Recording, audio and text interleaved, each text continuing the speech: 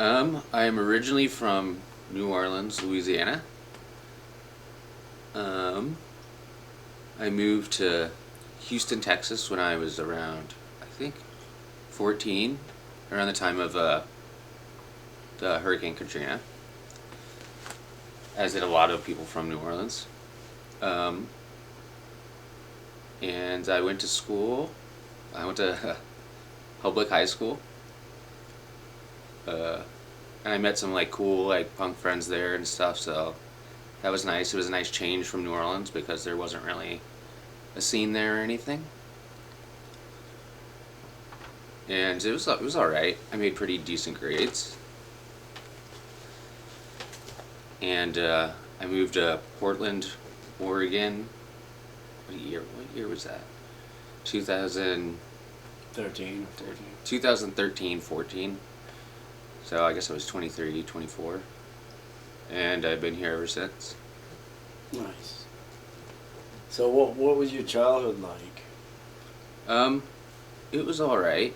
I was very shy, very introverted, I would say. Um, just kind of just a normal childhood, I guess.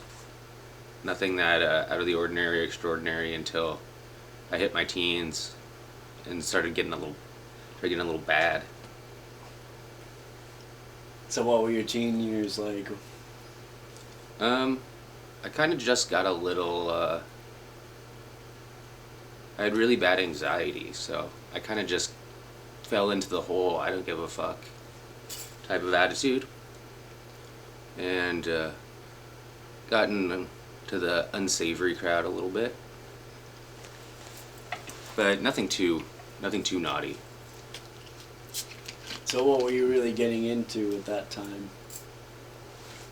Just I started drinking and skipping school. Uh, just like going out, staying out late at night. My grades started declining. Nothing too bad though. Did you smoke weed? I still graduated.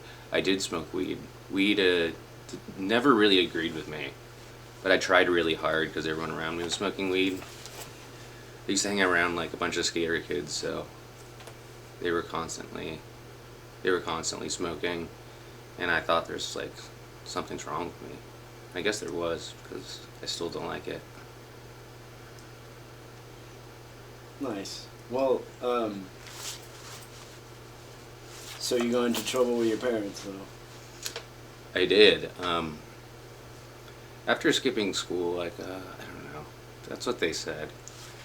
But I was always sent to I was sent to a lot of psychologists, psychiatrists throughout my teen years, even before my teen years actually. They always they always thought something was like something was the matter with me. So I was constantly seeing therapists. I was on like multiple different medications that some of them made shit worse. Had a bad reaction to Effexor, I think.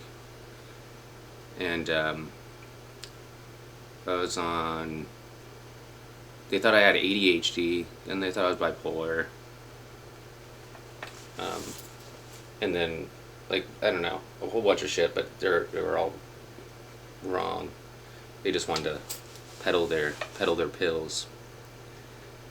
And I went to one psychologist when I was 16, 15, 16. And he suggested, because my mom, like, she's very gullible. So he suggested that I go to a wilderness therapy program that'll fix me right up. And it was only supposed to be for a month. Of course, she was like, "That's a great idea." So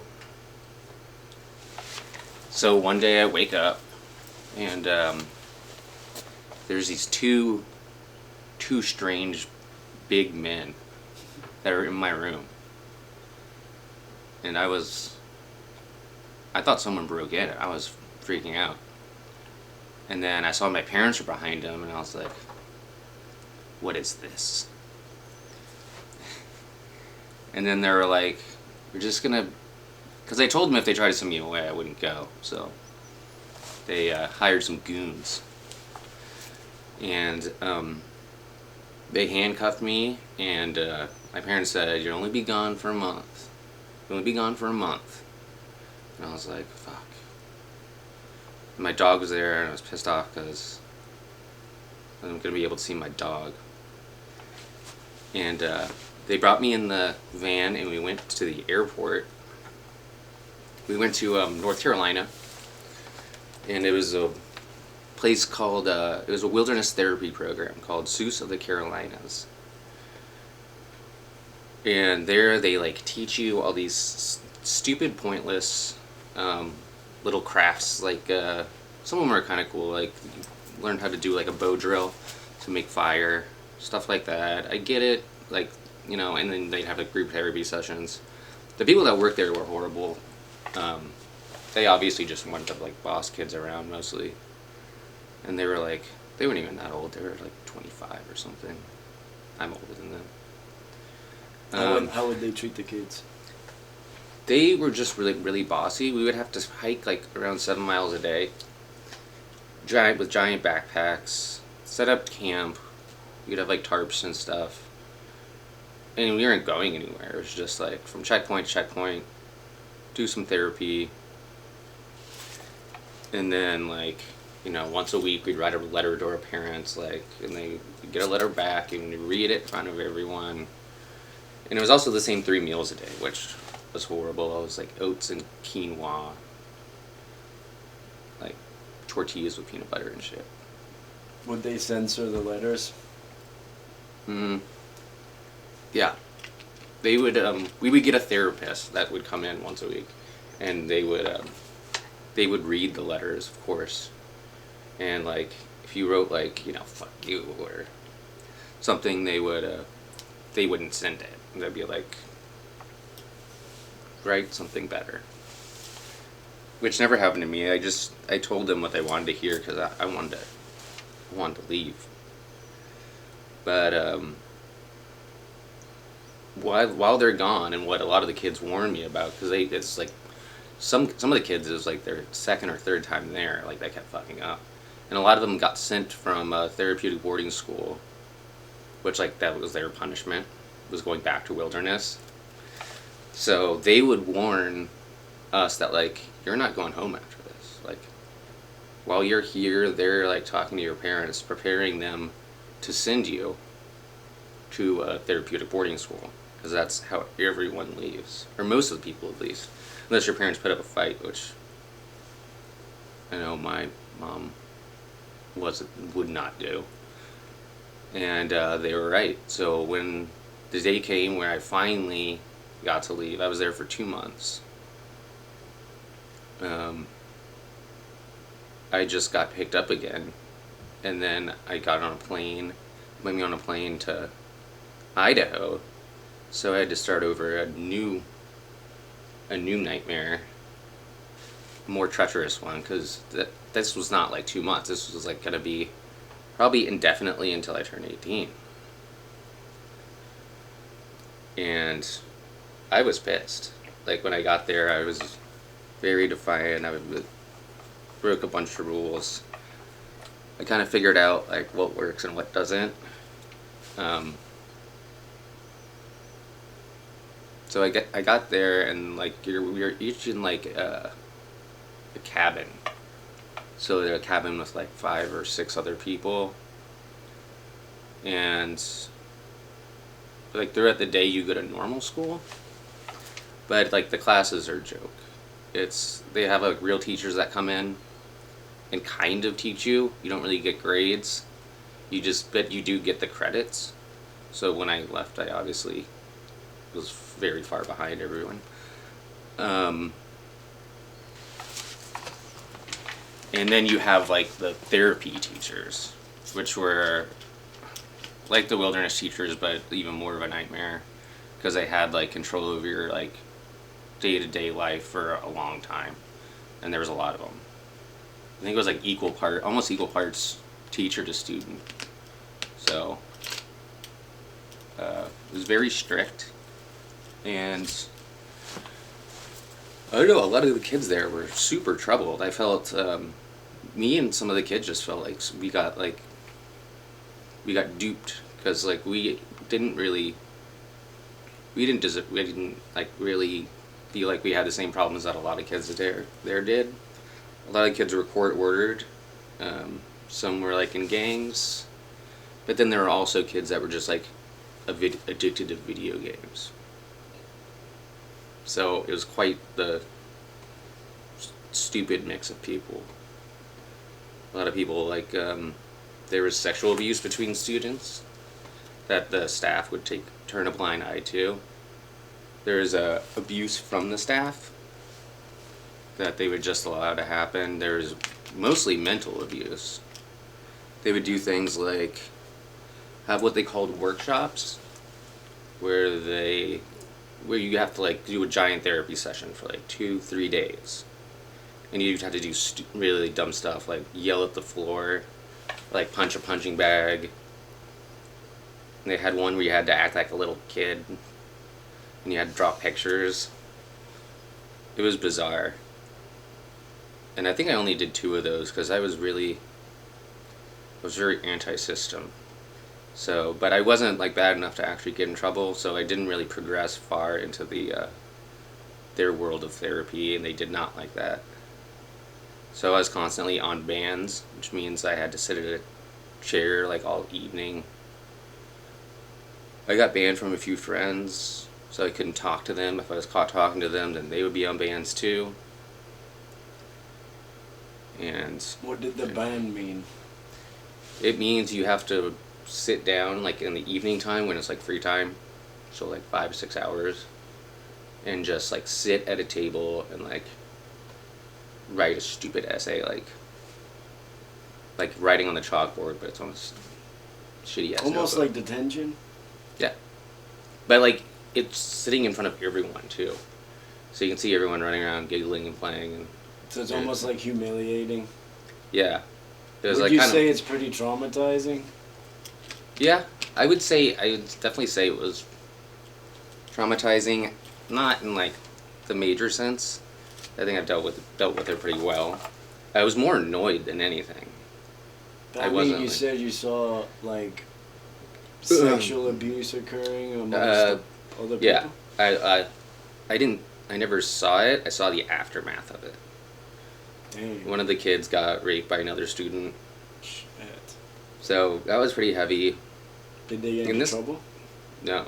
I mean, that kid was always in trouble, so, but nothing, like, they didn't get sent away. If you were ever really bad, like, one time we, like, stole the pills from the nurse. Someone got a hold of her keys, and at night it was pretty cool. It was like a mission, because they have, like, night staff that walks around with flashlights. And then, like, a lot of the kids ended up taking a bunch of, like, Xanax or Klonopin or something and, like, getting caught. And they got sent to wilderness again. But I didn't get caught. Which one was worse, wilderness or the... Therapeutic boarding school.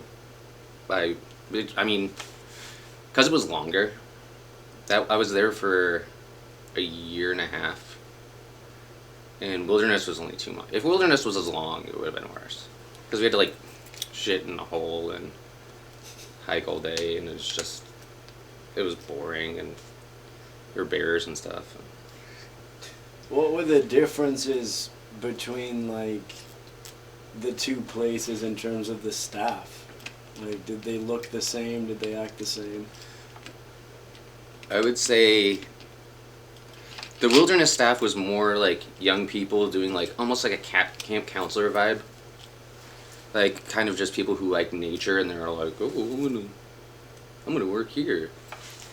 And they weren't like actual like therapists or anything. They just lead you on the hikes, read from like a notebook full of questions or things like that. The staff at the therapeutic boarding school, like they were all about it. It was like cult like, and there was a cult. It was surrounding like a religious cult. I'll have to look it up. I forgot what it was called, but it was like like the movie The Secret. Like it was like the power of belief in yourself. It was like It was kind of demonic. It's kind of like Synanon or something like that. Yeah, Synanon. Yeah, that's what it was called. It was really weird, and they were wacky about it. Some of the people there were just there for like the paycheck, but most of them were like, they were all about it. What do you think that ideology is all about?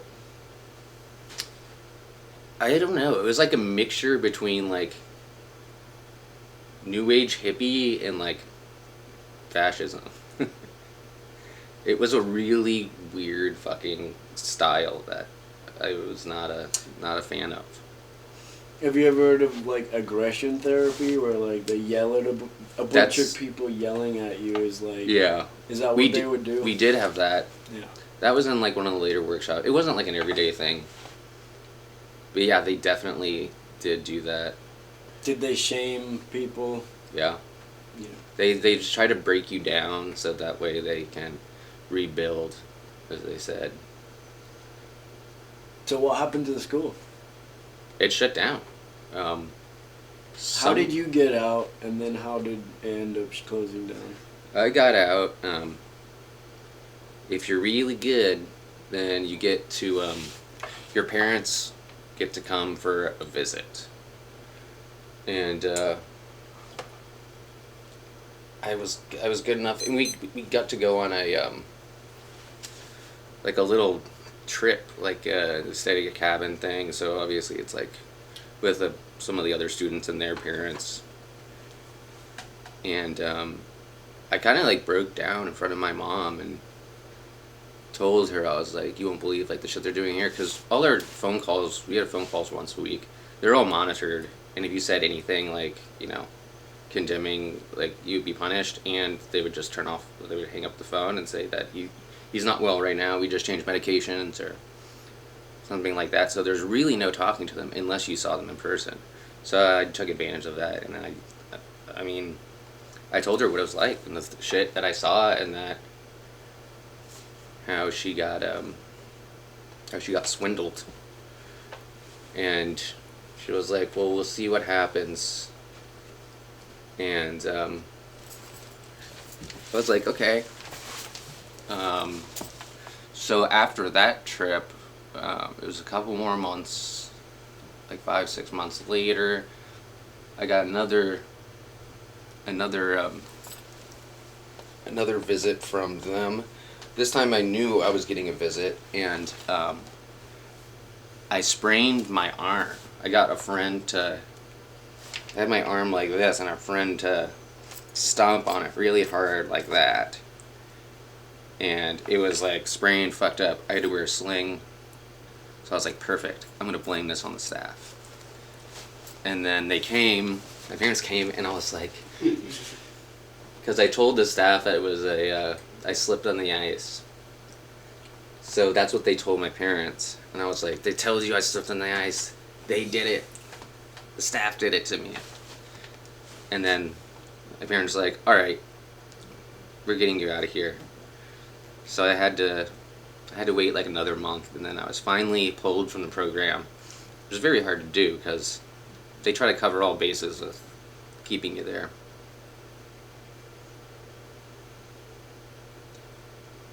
And then I went back to normal school.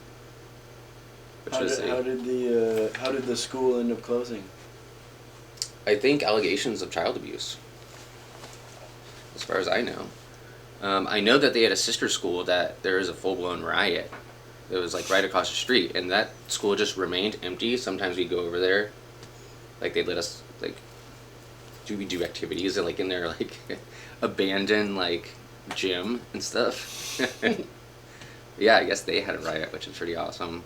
I tried to do the same thing, but a bunch of like brainwashed like stupid ass kids were like, no, this program's good for us. So did they have like a 12-step program or something similar, or?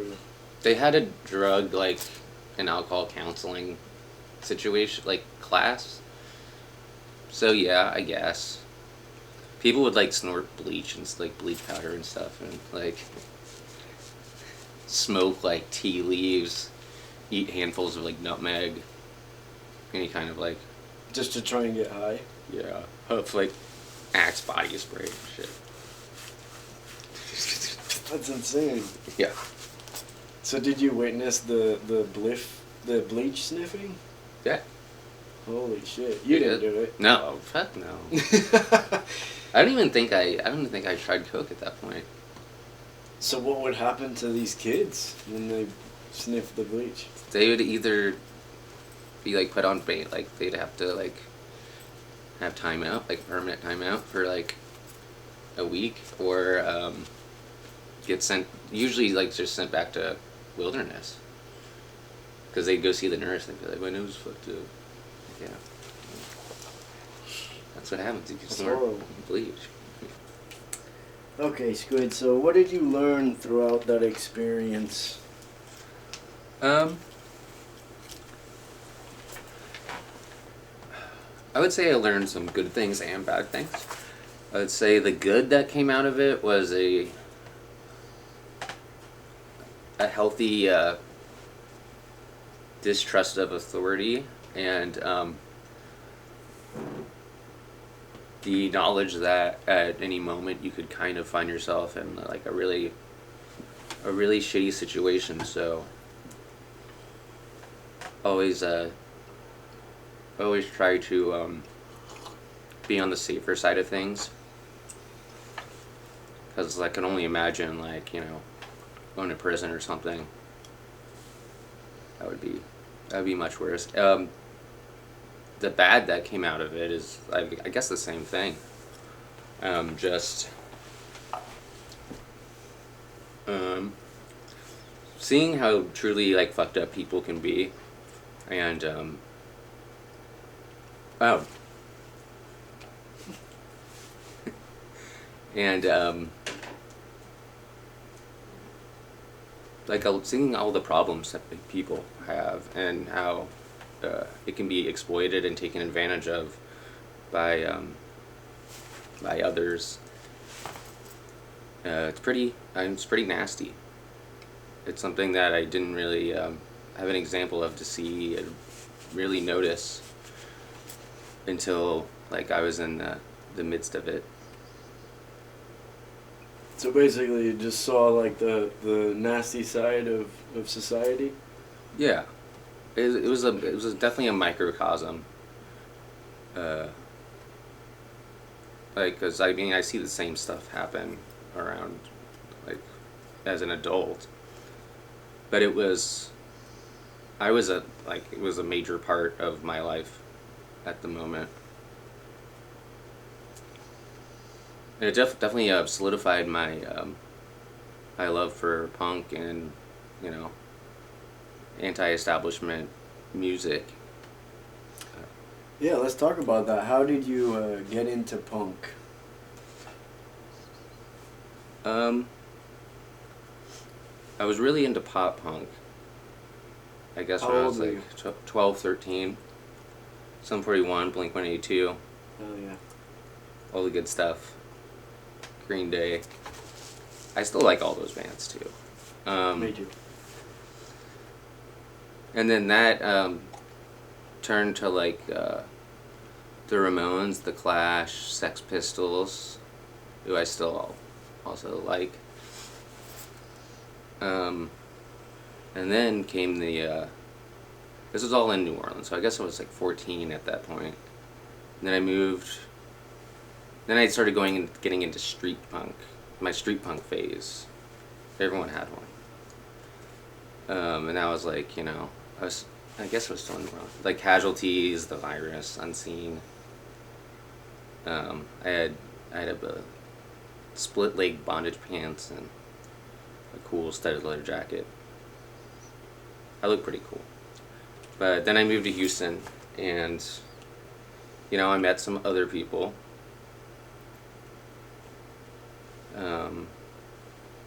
And that was the first time, like, I actually, like, you know, was, like, part of, like, a punk scene. Yes, and I guess it was, like, 17, 16, or 15, 16. And then I started, like, only listening to UK82. because I was like, oh, the street punk bands like these bands, and these bands sound a lot better. And then I found out about like Finnish, Swedish, Japanese, like Brazilian punk, and it kind of all like snowballed from there into like a wide like array of different bands. What about your first band? How did that start? Oh, should I even mention wrong ones? Yeah, I mean, talk about Okay. anything you want. You don't have to talk about. I guess the first band I was in, bass and guitar were my main instruments.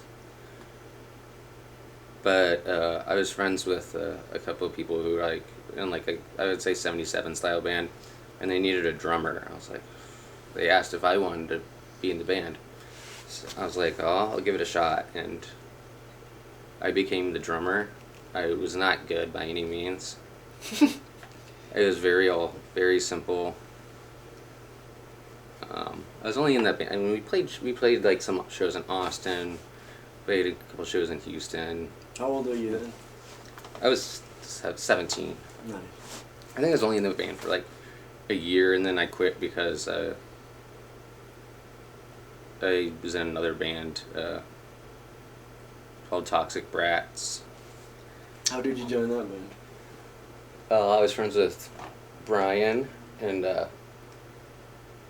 he was like a little baby punk at the time, like obsessed with like the Spits and shit. And he introduced me to Tyson, who was like Super 77 rock and roll guy. And then I started playing bass in that band, and I liked that a lot more. So I quit. I just left wrong ones, and I just concentrated on Toxic Brats, and that was a fun band while it lasted. Then I quit that band because I started a band called Abduction with my friend Jonathan and Cody, and we went through a couple different drummers. But yeah, that was probably that was definitely more my style, like raw punk. And it was fun. Like everyone who was in the band was my good friends, so I really had fun with that. Well, it wasn't that short-lived, but that mess of a band. How many years did Abduction run for? I think it was 2 years, 3 years. What did you guys put out, and what did you do? I played guitar. We put out one tape and one 7-inch. Split 7-inch with First Clayton. I think that's it. Yeah, that's all we put out. We didn't really put out that much. We were very unorganized, very chaotic. What comes next in your musicology? I was in a couple bands in Portland. I was in Prohibido, Vario Lacian, and Rigorous Institution. And right now I'm just I've been practicing and playing, and I want to start something in the near future. I was thinking something along the lines of like kind of a more anarcho-y sound. Like I don't know. We'll just have to do some jam sessions with some people and see what we come up with. When did you do It's Got Rain? Oh, It's Called Rain. Yeah, It's Called Rain started in Houston. And yeah. No, and actually that's my favorite LP that I've ever been a part of. And we had one split tape with Distort, and then we had one other tape.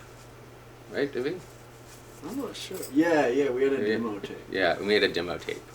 And then the LP. And then the LP, yeah. And that band was a lot of fun too. I was with Tom and Cody and John Guirno from World Burns to Death, and Brando. And we moved that band to Portland for a little bit. We only played one show. Yeah, and then we decided to move on our own separate paths. But yeah, that was a good band. Cody sang in Swedish. Sounded scary. Good. Good. So, tell us about some of the best and worst times on tour. The best times, I would say, is just getting to travel to different places and meeting like different like punks from like, you know, around the U.S. and around the world. And fests were a really good place for that. What are some of your favorite like examples, like some of your best times that you remember? Some of the best times, I remember. I'd say the worst times. You don't remember any good ones? It's a blur. Yeah, tell us the bad ones then. Okay, I can tell you the bad ones. On Abduction tour, my the singer for Abduction, Jonathan. We had an open tab that night. It was at Augusta, Georgia, and we all got extremely intoxicated. And this guy, Jonathan, he was swinging around this 2x4. I don't know what he was thinking, what he was going to do with it, but he let go of it, and it smacked me right in the mouth. And I look in like the mirror of a car, my lip is completely split open, gushing blood. Joe Barone was making fun of me, and he was like, "Oh God." Everyone's screaming. And then friend Dominique from Versclaven was like, "Alright, we need to take you to the emergency room." I was like, "No." Because I was like, fuck, I'm gonna have to get stitches. I thought I was gonna look like Joaquin Phoenix or something. Because it was a big gash through my lip. And I was sitting in the emergency room with like a bandage over my mouth for like, I think, hours. The hangover's creeping in. And I'm just like laying on all the chairs. And everyone's like laughing at me. People from Augusta are laughing at me. And then I get called back and I get my stitches. And I look like fucking Frankenstein. So I started wearing a mask before everyone started wearing masks, so I kind of looked like a douche. And I had to finish tour. I think we had like a week left with this monster. I was on pain pills too, so I was pretty out of it for a couple days with a swollen lip. Looked like I got lip injections. And then I had to get them removed, like, I think like a week later in New York City, of all places. It was after a night that we played, and I had gotten very drunk. And I think I got dropped. I think Dominique dropped me off at the ER, and I was like, oh yeah, I left my phone in Augusta too, because I was on pain pills, so I didn't have a phone. So I got they didn't want to take my stitches out because I didn't get them there, and I was like, I threw a big stink, and they eventually agreed to do it, and they cut them out and set me free, and I was like, oh, I don't have a phone, I don't know how to get home. And then New Yorkers don't like sharing their phones with people. And no store would let me use their phone. I don't even know how I got back. I think I just I unlocked like a part of my brain that just led me back, reptilian part, and I just walked back. It's incredible. Surprisingly. It's incredible, you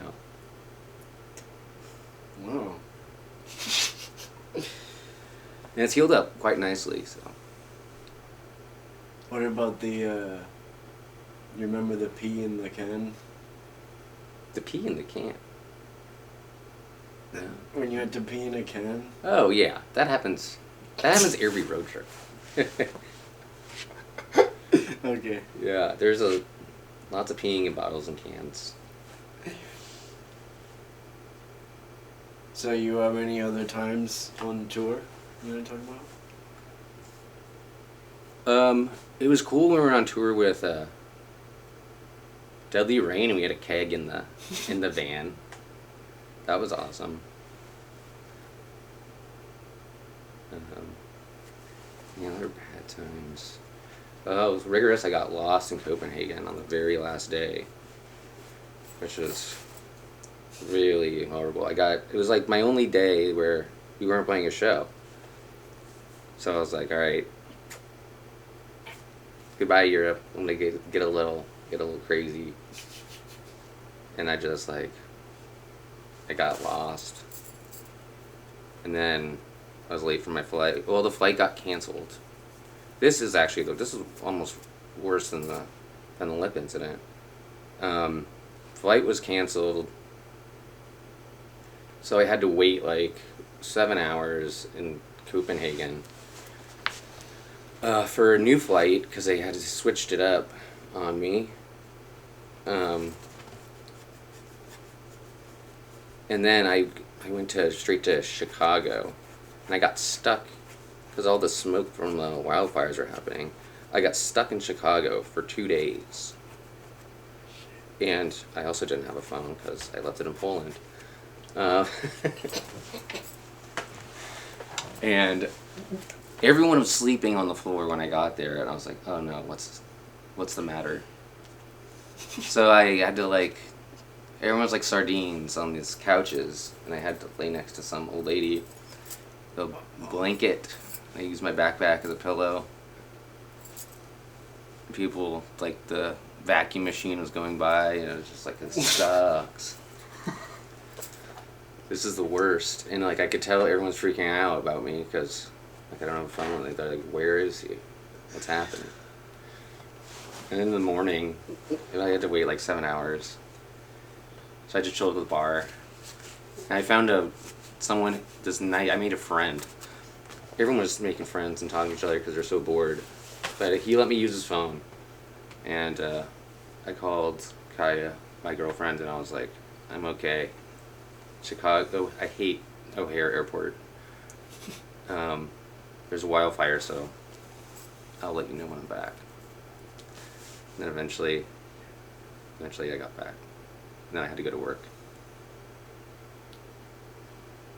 It's a very unpleasant experience. I remember the can incident. This was during the Abduction and First Cleveland tour, and I have a really small bladder. So I have to go. I have to use the restroom. I have to pee a lot, especially when I'm drinking in a van. So I really needed to pee. Billy was, or we had a driver, and they were trying to pull over. I couldn't hold it. It was to the point where you're pinching the end, and I knew the second I let go, it was just gonna garden hose. So I got the closest thing to me, and this hurts while I'm doing this. So I got a can from the ground, an empty can, and I tried my best to totally cover the tip, the sharp tip, mind you, of the can, and I just I let go. And stream of pee went to shooting, and the singer of First Cleveland, Dominique, the one who helped me with my, who brought me to the emergency room and was really nice, and she got sprayed right in the face. She obviously wasn't too happy about that. Everyone got golden showered. And I think I had to run. I think I just ran out of the van and it hurt. It's that powerful. What was your favorite band out of all the bands you've been in? I don't know if I could pick a favorite. They each brought something that I liked, you know, more than others. What advice do you have for new musicians? I would say just I think being creative and just jamming with people is a lot more important than technical ability, and more fun. Not that there's anything wrong with technical ability, but I think it's worthwhile to try and to, you know, just like kind of create, like try to do something new, and not even something new if you just want to like play generic D beat. I think if that's what makes you happy, then by all means you should just go for it.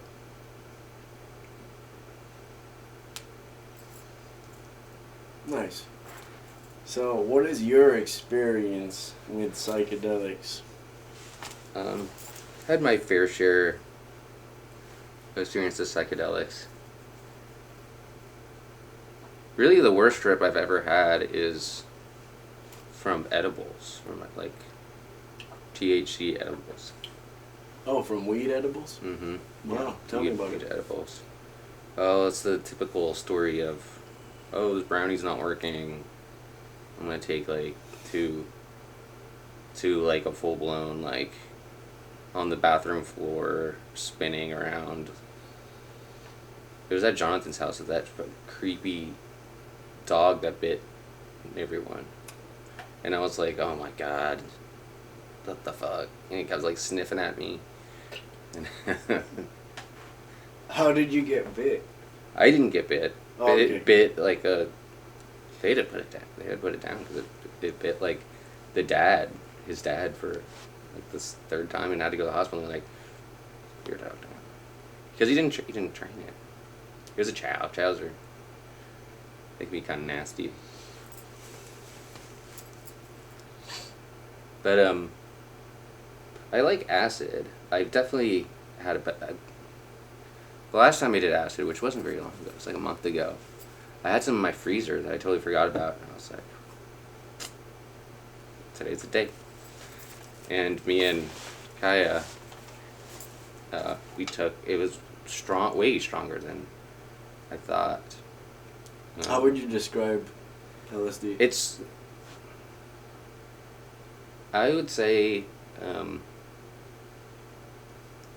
I'd say it lasts too long. Yeah. And that's why it started from like a good trip to, like, you know, everything was hilarious. We started watching like all the Twilight movies, and it was just like everything was super funny. Like my mouth hurt from laughing. I was like, oh fuck. Yeah, like the muscles in your face. Yeah. Yeah. And then like it got tensed up, and it always makes me cold for some reason. But then I was like ready to go to bed, and then like shit started getting real. Like Scary. I was like, not scary, but like unnerving. Like I had like this stuffed Intense? animal thing, and I was like, what the fuck?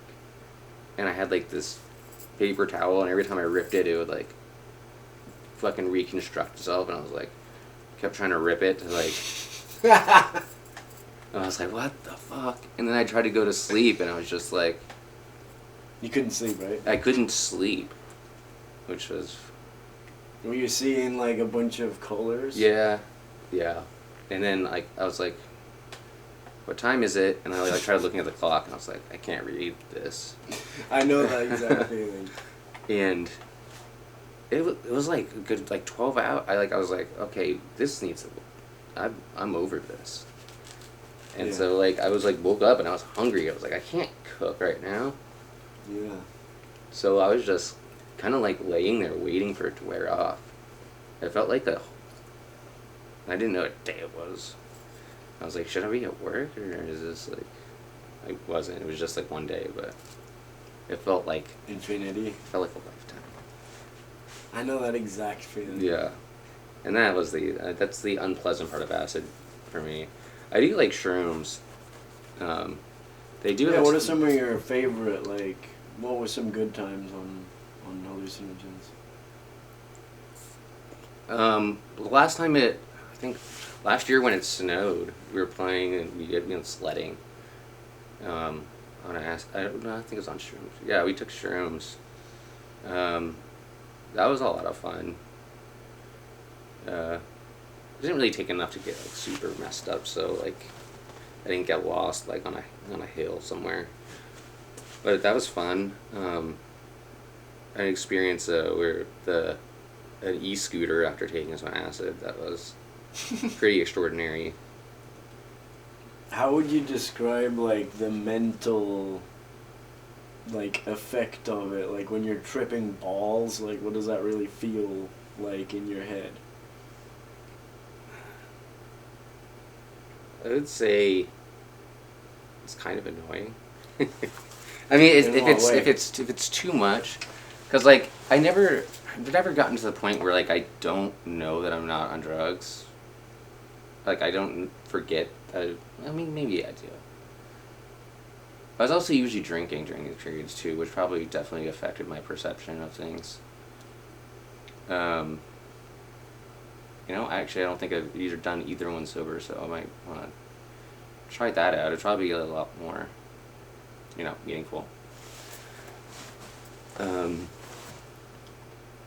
Have you had any sensations of, like, some sort of revelation when you're on drugs like that? Or not really? um, kind of like it's a kind of a humbling experience. Yeah. Or I guess like Can you, like, explain that a little bit more? I guess like you feel I wouldn't say insignificant is the right word, but you feel you get like a an outward look on your own life. I guess you're kind of it's like a out of body type, feeling. Totally. Oh, and another one for real mindfuck is salvia. Oh, yeah?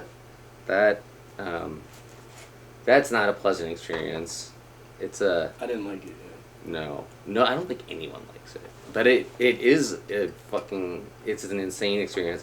That's one where like I didn't know it's just complete collapse of the universe around me.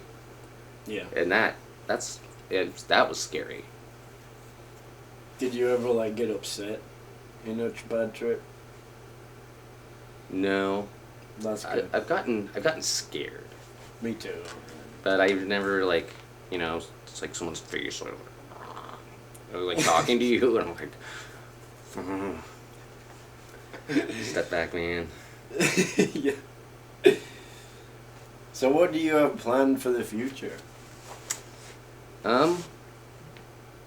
Right now I'm just kind of, I want to start a new music project. Maybe looking for some new line of work, kind of over the restaurant industry. I've been in for, I guess like 10, 15 years, pretty much. How's that been? I mean, not that cool. Yeah. It got old a long time ago, but it's what I know, and it's easy to find a job in that department I didn't go to college or anything, so You can do way better, though. yeah, I can do better. And you can make way more money, too. Yeah. You're smart. Yeah. Once I get comfortable with something, it's hard to find the motivation to, make change and stuff. But yeah, I wanna start a little something new, shake things up a little bit. You DJ, too? I do, yeah. Tell us about that. I've been collecting records since I've been like 14. So every once in a while, my girlfriend works at Shanghai Tunnel bar downtown Portland, and I'll do like a DJ night there, or I think I've done Star Bar once.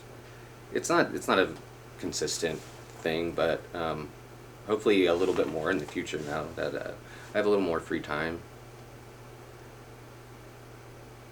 It's nice making people listen to like your favorite music. So that's always fun. What would your ideal job look like? I have no idea really.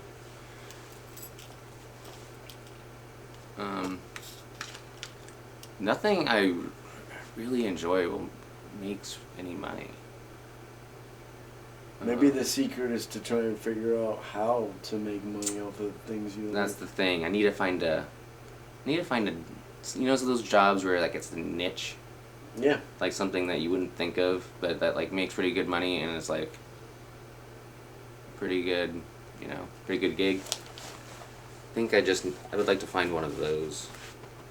I can't think of any examples, but I think you'd be a good record collector in terms of like you could collect records that you can figure out that they're valuable and then sell them to people who want them.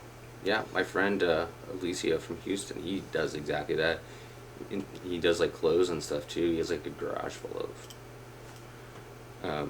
He has like eBay reseller. Yeah. He has like records worth like $1,000. Just like sell them on Discogs or whatever. Yeah, he seems to be happy with that. Yeah.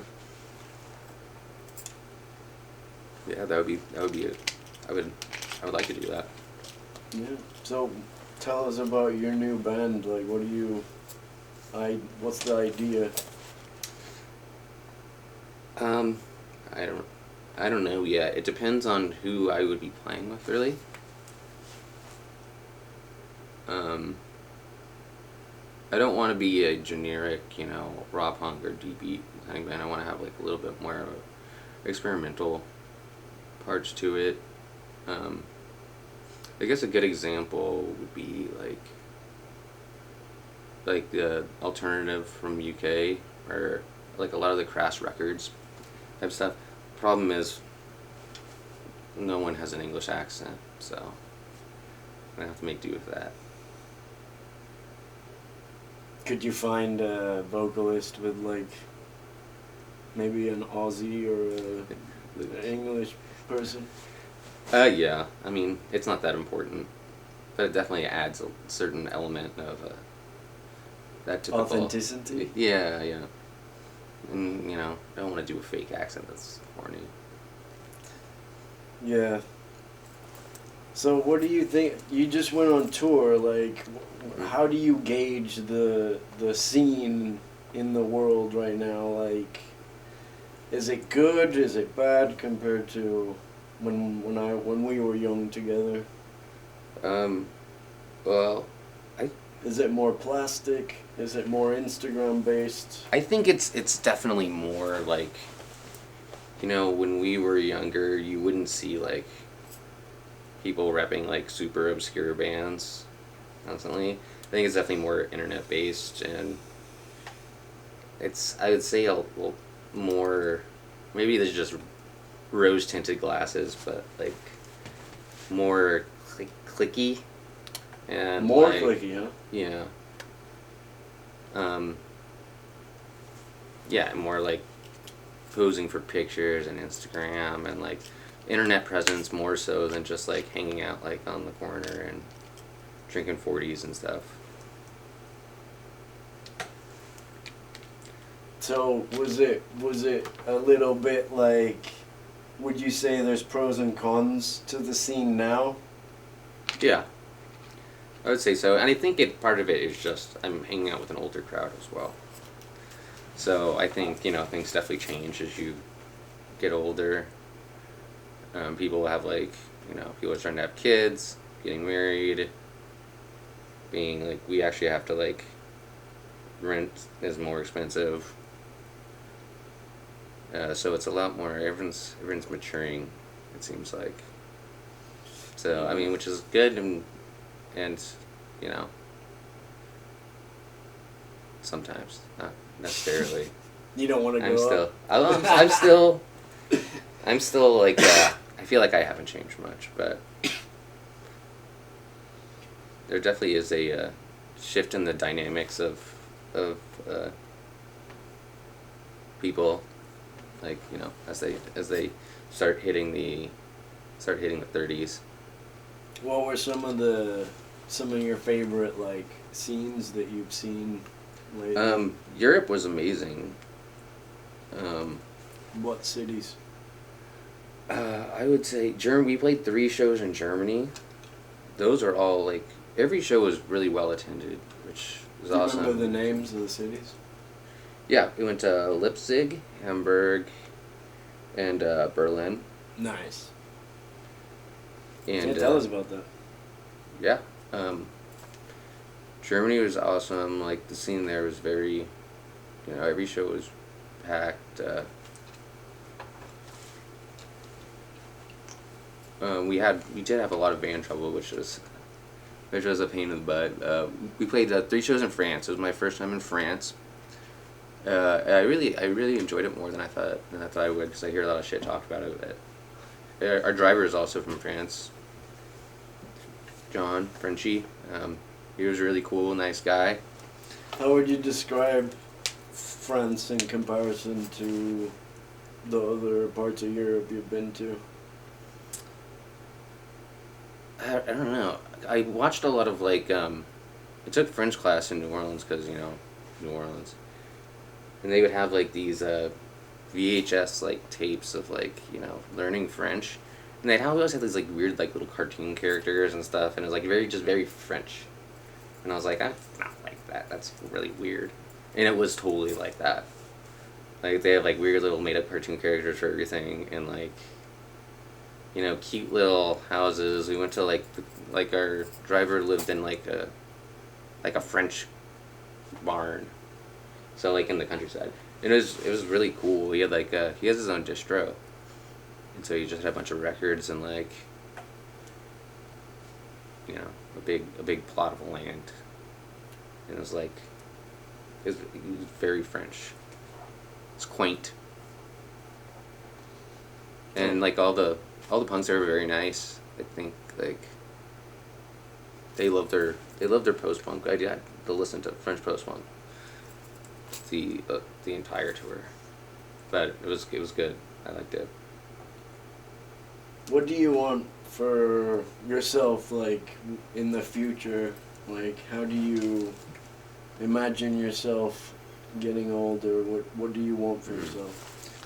I'm not a complicated man. I just want to be happy, and I want to have fun. I want to make those around me happy. I want to friendships to blossom, and relationships in general. And I want to find a job that doesn't suck. And I mean, I don't know what else I can imagine. That's good, man. You have anything else you want to say? Nothing that I can think of. Well, thank you very much. Yeah, thank you.